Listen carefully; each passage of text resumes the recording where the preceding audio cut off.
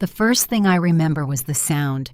Not a scream, not a warning, just a dull crack behind my neck, heavy wrong, and the floor rushing up to meet my face. For half a second, I didn't know where I was. The ceiling light above the hallway flickered once, like it was deciding whether I was worth staying on for. My knees folded, my palms scraped the tile, cold, gritty.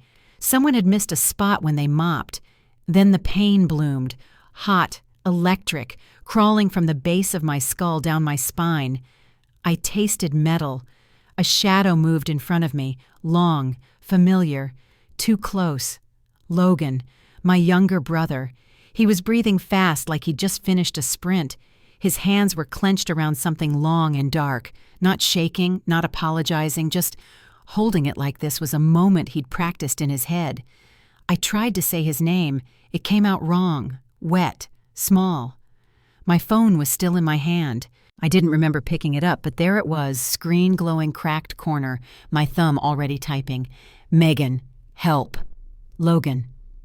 Before I could finish, footsteps thundered down the stairs. My mom appeared first.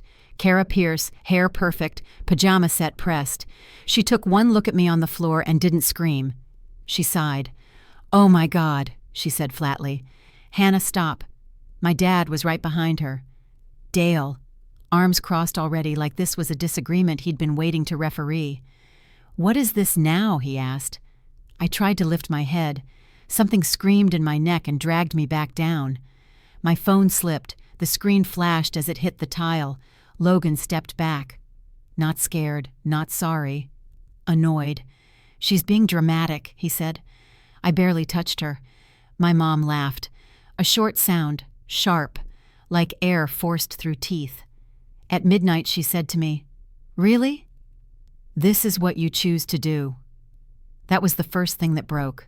If you've ever had family treat you like you don't matter, like your pain is an inconvenience, hit, like, subscribe. You're not crazy, and you're not alone. My phone buzzed once on the floor, a reply trying to come through. Mom bent down and picked it up before I could reach it. She read the half-sent message. Her mouth tightened. "Unbelievable," she muttered, then turned the screen toward Dad. "She's trying to call people." Dad held out his hand. She placed my phone in it like she was handing over a weapon. "No," I croaked. "Please, enough," Dad said. Not loud, worse, final. He slid the phone into his pocket. I dragged myself an inch forward. My vision tunneled. The hallway light buzzed. I could hear the dishwasher humming in the kitchen, steady and calm, like nothing in this house was wrong. Logan shifted his weight. "She's always like this," he said. "Always making scenes." Mom nodded. "You've been under a lot of stress, sweetheart," she said to him. Then she looked at me. "You push him." That was the second thing that snapped. I wasn't crying. That surprised me. I was past that. My body was shaking, but my face stayed dry. My teeth hurt from how hard I was clenching them. "I can't feel my arm," I said. Dad glanced down. Quick, assessing. "Not worried." "You're fine," he said. "You just scared yourself." Logan took a step closer. The thing in his hand scraped lightly against the wall. Wood, metal. I didn't look long enough to name it. "You need to learn when to stop," he said. Mom crouched in front of me then. She smelled like lavender lotion and wine. Her eyes were sharp, calculating. "Do you have any idea," she whispered, "what kind of trouble you cause when you do this?" I stared at her. My own mother. Her face so close to mine, not a flicker of fear in it. "I was asleep," I said. She rolled her eyes. "There you go again." Dad checked the stairs, then the front door like he was counting witnesses. "Let's move her," he said quietly. I felt hands grab my arms. Hard, fingers digging into fabric and skin. My sleeve tore with a soft rip. My shoulder screamed. "Stop!" I gasped. "You're hurting me." Mom's grip tightened. "If you keep talking," she said through clenched teeth, "you're going to make this much worse for yourself." They dragged me, across tile, past the kitchen. The dishwasher kept running. A spoon rattled inside. The overhead light reflected off the counter, bright and indifferent. Logan walked ahead, opening the door to the back hallway. The garage smelled like oil and dust. Cold rushed up my spine when they dumped me onto the concrete. I tried to sit up. My head swam. Black spots crept into my vision. Mom stood over me. "This is what happens," she said, voice low and steady, "when you don't know your place." Dad pulled the door shut. Click. The lock slid home. Darkness swallowed the edges of the room. One bare bulb flickered on above me, casting long shadows across boxes and shelves. I lay there, chest heaving, neck on fire, listening to my parents' voices through the door. "We can't have this," Mom said. "Not now." "I know," Dad replied. "She's a problem." A pause. Then Mom again. "Colder than before. We still have time." The dishwasher stopped upstairs. The house went quiet. And somewhere between the concrete floor and my mother's last words, I understood something with terrifying clarity. This wasn't an accident. This was a decision. I didn't end up on that cold garage floor by accident. It took me a long time to understand that, longer than I want to admit. From the outside, my life looked ordinary, boring even. 24. First-year elementary teacher. Still living at home in Fort Wayne because my paycheck barely covered rent, groceries, and the student loans that arrived every month like clockwork no matter how exhausted I was. People hear that and nod. Teaching doesn't pay. You're doing your best. What they don't see is how quickly doing your best turns into a liability when you live with people who are waiting for you to slip. I moved back in after college because I had no choice. The numbers didn't lie. My salary vanished into loan payments and gas before I even touched it. My parents said it was fine, temporary, just until I got on my feet. Logan never had to explain why he stayed. He was 19 and finding himself, which apparently meant dropping classes halfway through the semester, wrecking his car, and racking up charges on cards he didn't pay. My mom called it stress. My dad called it being young. When Logan came home at 3 a.m, doors slamming, my dad would grunt from the couch. "At least he's home." When I came home late from school, folders under my arm, my mom would glance at the clock and say, "Must be nice to avoid your responsibilities." That was the rule of our house. Logan existed. I owed. If a dish sat in the sink, it was mine. If the trash overflowed, it was my fault. If Logan forgot to take out the bins for a week, my mom would laugh and say, "He's not built for domestic stuff." Once I forgot to switch the laundry before leaving for work. I came home to my clothes dumped wet onto the basement floor. "You need consequences," my dad said. "You're too comfortable." That was the first time I noticed the word they never used on Logan. Comfortable. My life wasn't comfortable. It was monitored.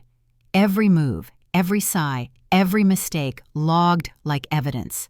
The only place that never felt like that was my grandmother's house. Her name was Eleanor Shaw, not my mom's mother. My mom liked to make that clear, but my dad's. She lived near the university, in a small white house with ivy crawling up one side, and flower beds she refused to let anyone else touch. She kept notebooks, stacks of them, filled with tiny handwriting, weather, recipes, things she overheard at the pharmacy, thoughts she didn't say out loud. I used to bike there after school when I was younger. Later, I drove. I brought her groceries, fixed her printer when it jammed, sat at her kitchen table while she drank tea and talked about nothing and everything at once. She never rushed me. When I talked about my classes, my loans, the way my parents looked through me, she didn't interrupt. She listened. "That matters," she'd say softly. "You matter." Logan came with me once. He sat on the couch, scrolled his phone, asked if she had Wi-Fi. He never came back. "She's depressing," he told my mom later. "Always writing things down like she's keeping score." 3 years ago, Eleanor died quietly in her sleep. I was the one who found the notebook on her nightstand open to a half-written sentence. I was the one who packed her clothes into boxes, the one who watered the flowers she'd planted before winter. The lawyer called me a week later. There was a trust, $780,000, held until my 25th birthday. I remember sitting on the edge of my bed phone pressed to my ear, staring at the crack in the wall above my dresser. I didn't cry. I didn't smile. I felt seen. The trust came with conditions. Eleanor was thorough, always had been. If the beneficiary were convicted of a serious violent felony, the trust would pass to the designated alternate guardian. My mother. At the time, it didn't scare me. It didn't even register. I had never been in a fight in my life. When my parents found out, they were careful at first. Too careful. That's Generous, my mom said slowly. She must have really cared about you, my dad added. Logan didn't say anything.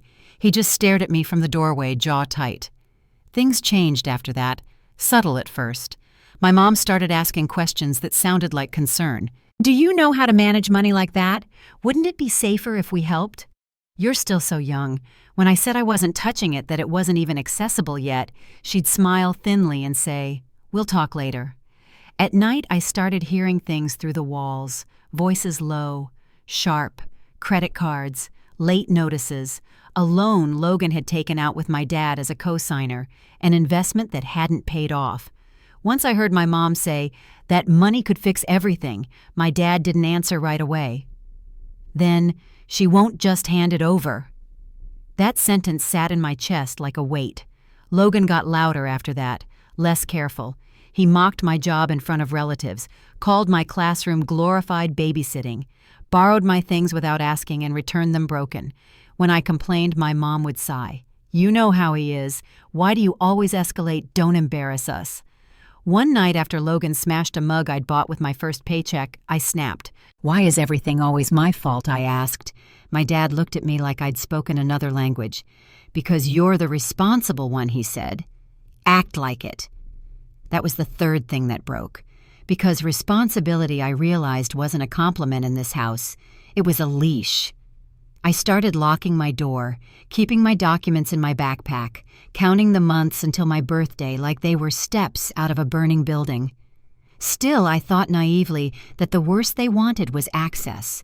A loan, a family arrangement, a transfer with strings attached. I thought they wanted my money. Lying on that garage floor, listening to my parents talk about timelines and contingencies, I finally understood the truth. They didn't want me to share it.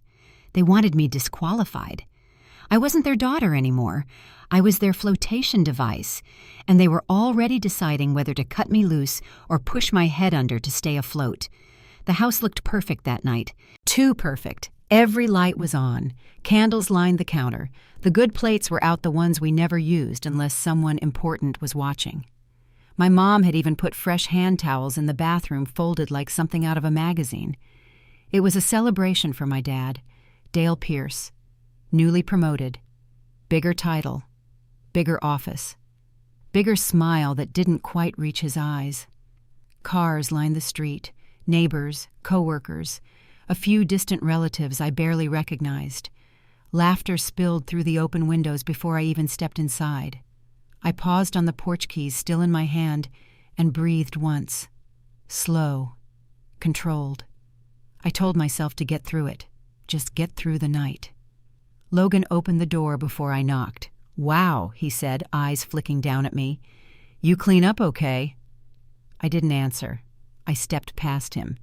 Inside, he was already in performance mode. Loud voice, easy grin, handshakes, slaps on the back. The version of Logan everyone else loved, the one that never existed when it was just us. "Hannah teaches kids," he told a coworker of my dad's, laughing. "Brave soul, I could never." The man chuckled. "Takes patience." Logan looked at me. "She's got a lot of that." I smiled. Thin, mechanical. I made my way to the kitchen and set my bag down carefully on a chair, tucking it under the table. Inside it were the things I'd been working on for months. Drafts, forms, letters of recommendation, a transfer packet to a district closer to Indianapolis, a way out. I didn't plan to tell anyone yet. The night buzzed around me. Glasses clinked. Someone turned up the music. My mom floated from group to group, laughing at the right moments, touching arms, shining. Every time someone praised my dad, Logan puffed up like he'd earned it himself. At one point, my mom clinked her glass. To Dale, she said, "For proving that hard work always pays off." Everyone cheered. Logan raised his beer. "And for putting up with us," he added, "especially her." Laughter rippled through the room. I felt it land on me like a slap. I excused myself and went to check on my bag. The chair was empty. My stomach dropped. I scanned the kitchen, the table, the counter. Nothing. I found it on the coffee table in the living room. Open. Paper spread out like casualties. some torn clean down the middle, others smeared with black ink, words blurred beyond saving. A red line slashed across my cover letter, thick and ugly like a wound. For a moment, everything went quiet. Then I heard Logan laugh behind me. "Relax," he said. "It's paper." I turned slowly. "What did you do?" I asked. He shrugged. "Maybe the dog got into it." "We didn't have a dog. You touched my things," I said. "Jesus." "Hannah," he replied, voice rising just enough for people to look. "You always assume the worst." I gathered the pages with shaking hands. Months of work, gone in seconds. My mom appeared beside us. "What's going on now?" "He ruined my paperwork," I said, holding up a page. "I need this." She glanced at it, then at Logan. "Is that true?" Logan rolled his eyes. She left it out. "Stuff happens." My mom sighed and turned to me. "Why would you bring something like that out tonight?" she asked. "This is your father's celebration."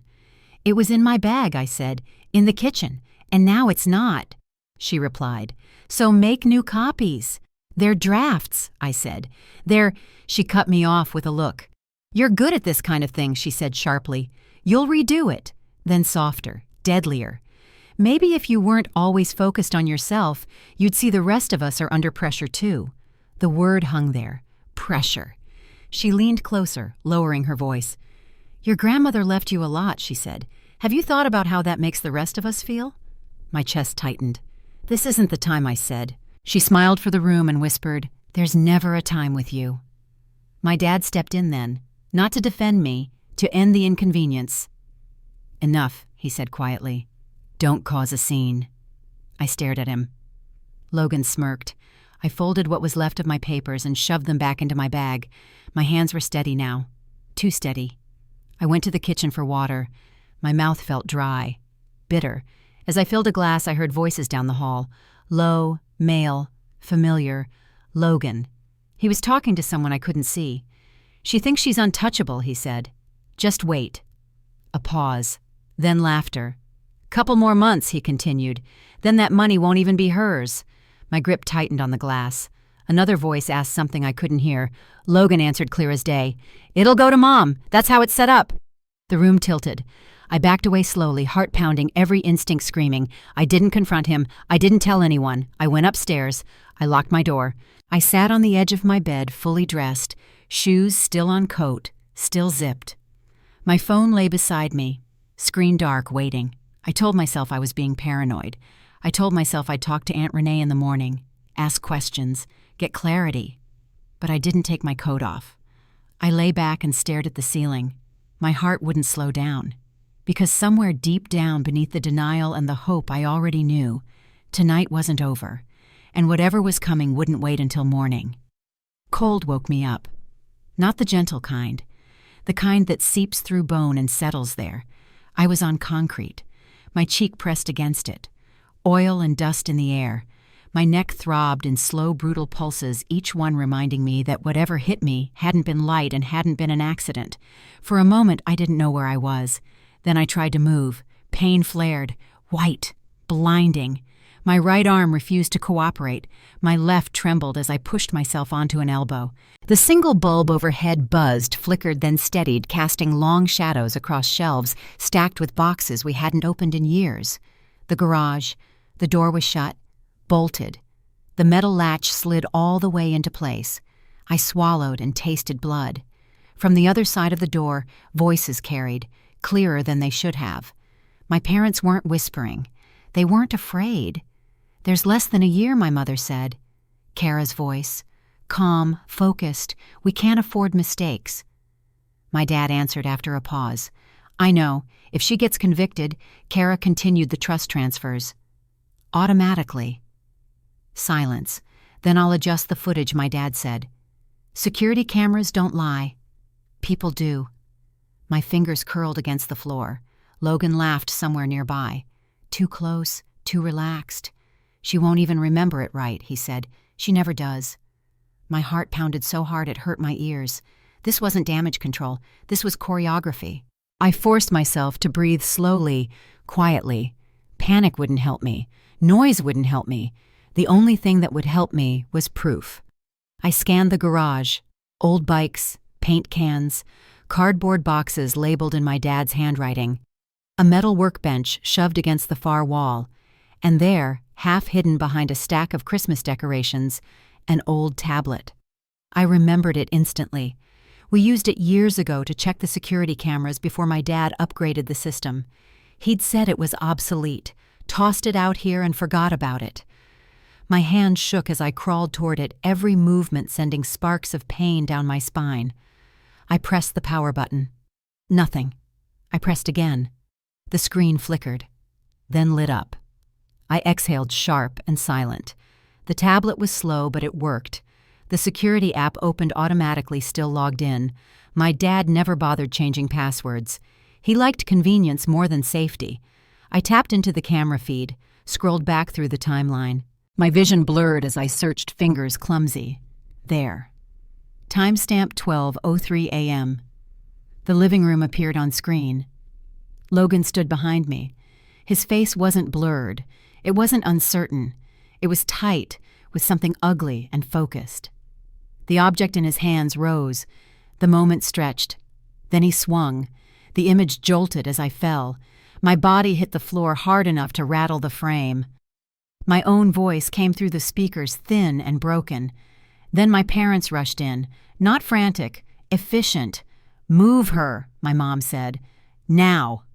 My dad nodded. To the garage. No lights. The video ended.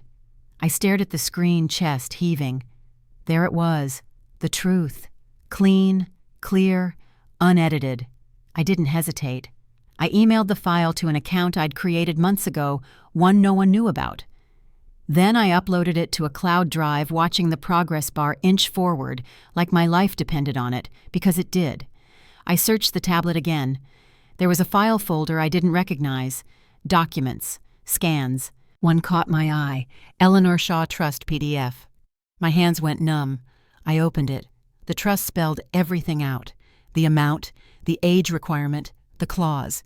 If the beneficiary were convicted of a violent felony, the assets would transfer to the alternate guardian. My mother. It wasn't paranoia. It wasn't interpretation. It was written in black and white. They hadn't snapped. They'd planned. I saved the document to the same cloud folder, backed it up twice. Then, because I didn't trust anything digital alone, I searched the workbench drawers until I found a small memory card still sealed in plastic. I copied everything onto it. My heart was racing now, not with fear, but with clarity. I tucked the card into the lining of my jacket. The door creaked behind me. Footsteps passed by on the other side. A voice muttered something I couldn't make out. I didn't wait. I grabbed a flathead screwdriver from the bench and jammed it into the hinge of the side door. Twisted. Harder. Metal groaned. The screw loosened just enough. I pushed. The door gave. Cold night air rushed in. I didn't run through the house. I didn't grab my phone. I went straight for the neighbor's porch. Mrs. Whitman answered on the second knock.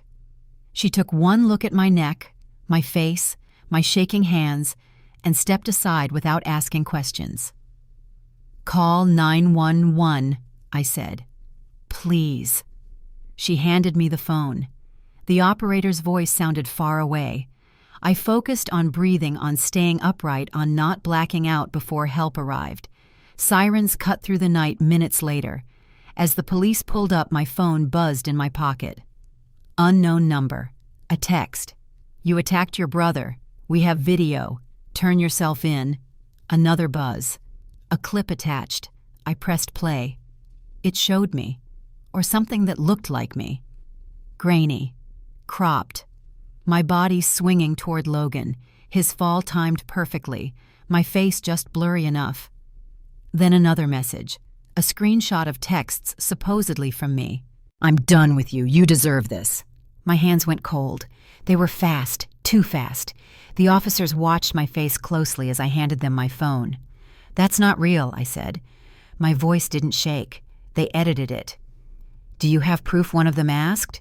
"Yes," I said, and reached into my jacket. I gave them the memory card.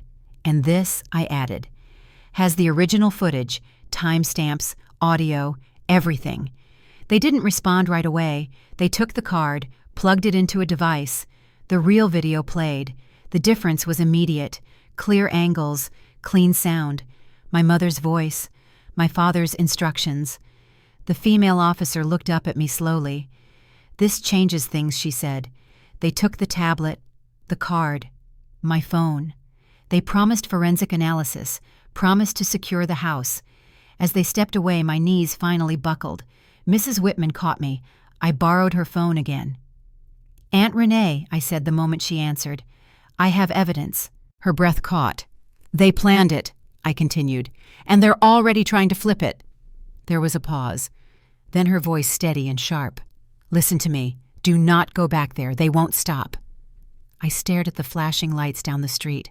"I know," I said, because in that moment, standing barefoot on my neighbor's porch, clutching proof like a lifeline, I understood something fully for the first time.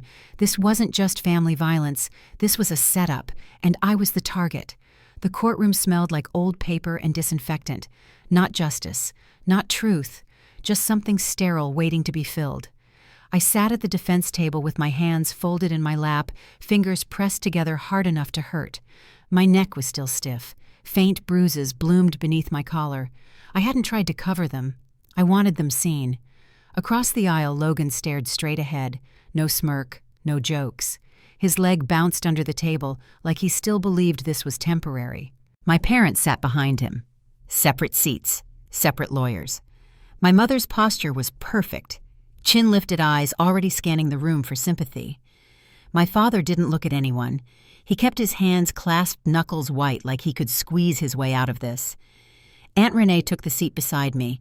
She didn't hug me, didn't whisper encouragement. She just set her briefcase down, met my eyes, and nodded once. That was enough. When the footage played, the room went quiet. Not the edited clip, not the blurry fake they'd sent to the police that night. The original, clear, uncut, audio intact. Logan lifting the object. The swing. My body hitting the floor. My mother's voice followed immediately. Cold, controlled. "Move her." My father's next. No lights. To the garage. Someone in the gallery gasped.